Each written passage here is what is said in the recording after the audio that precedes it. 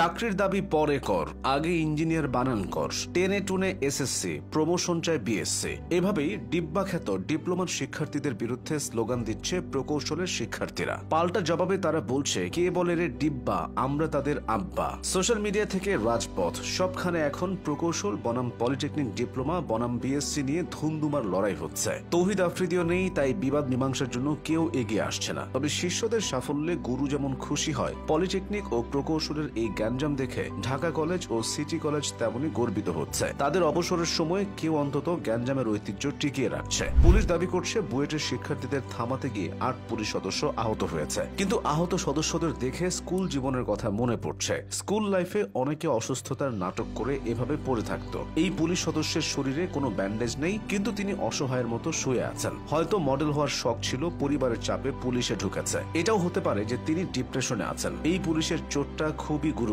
তিনি শরীরের সবচেয়ে গুরুত্বপূর্ণ অঙ্গ কুড়ে আঙুলে চোট পেয়েছেন। অল্পের জন্য প্রাণে বেঁচে গেছেন। এই ছেলেকে দেখে মনে হবে হালকা বাতাসে উড়ে যাবে, অথচ সে একাই আন্দোলনকারীদের কাঁপিয়ে দিয়েছে। পুলিশ বলছে, শিক্ষার্থীদের কাছে নাকি হেক্সা চাকু টাইপ কিছু ছিল। এটা শুনে ব্রাজিল ফ্যানরা কেন মুচকে হাসি দিচ্ছে তা শুধু তারাই জানে। যারা জীবনের কোনো লক্ষ্য ঠিক করতে পারছেন না, তারা পুলিশ হতে পারেন। এই চাকরিতে আপনি এসএসসি পাশ করে ঢুকলেও বুয়েট শিক্ষার্থীদের উত্তম মধ্যম দিতে পারবেন। তবে কিছু সমস্যাও আছে। পৃথিবী নামক এই গ্রহে সবচেয়ে কঠিন চাকরি হলো এই পুলিশের চাকরি। আন্দোলনকারীরা যমুনার কাছাকাছি আসলে পুলিশ খায় সরকারের ঝাঁকুনি, আবার আন্দোলনকারীদের ছত্রভঙ্গ করে দিলে খায় সাধারণ মানুষের বকুনে। পুলিশ করবেটাকে? হ্যামিলনের বাঁশিওয়ালার মতো বাঁশি বাজিয়ে তো আর আন্দোলনকারীদের সরানো যায় না। এদিকে আন্দোলনকারী এক আপুর হাতে প্ল্যাকার্ড দেখা যাচ্ছে, যাতে ডিব্বাদের উদ্দেশ্য করে একটা ম্যাথ সলভ করতে দেওয়া হয়েছে। এটা মূলত ইন্টিগ্রেশনের ম্যাথ, কিন্তু ডিপ্লোমার অতি উত্তেজিত ইঞ্জিনিয়াররা ইন্টিগ্রাল সাইনকে ফাংশন মনে করছে। ব্যাপার না এমনটা হয়। কদিন পরই এশিয়া কাপের আসরেও সেম জিনিস দেখবেন। বুমরার ইয়ার্কার সামলাতে গিয়ে লিটনদের অবস্থাও এমন হবে। ক্রিকেটও না, ফুটবলও না,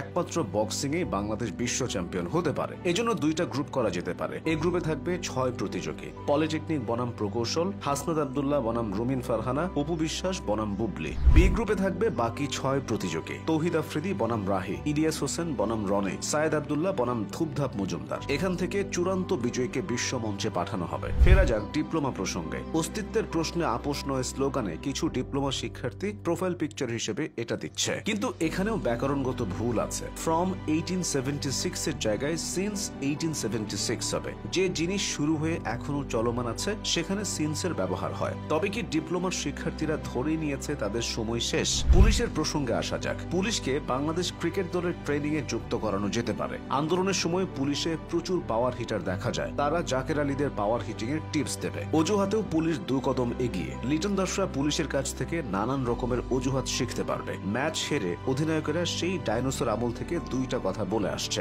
1, আমরা শিখছি। 2, 15-20 রান কম হয়েছে। অথচ পুলিশ কি বলে? তদন্ত চলছে, খতিয়ে দেখা হচ্ছে, আমরা বিষয়টি সর্বোচ্চ গুরুত্ব দিয়ে দেখছি, কাউকে ছাড়া হবে না, অভিযুক্তদের শনাক্ত করা হয়েছে, ইত্যাদি ইত্যাদি। এদিকে ডিপ্লোমা আর বিএসসি দের গ্যাঞ্জাম যদি না মেটে, তাহলে ভোটের মাধ্যমে দাবি আদায় হতে পারে। তাই এখন একমাত্র সমাধান দ্রুত নির্বাচন।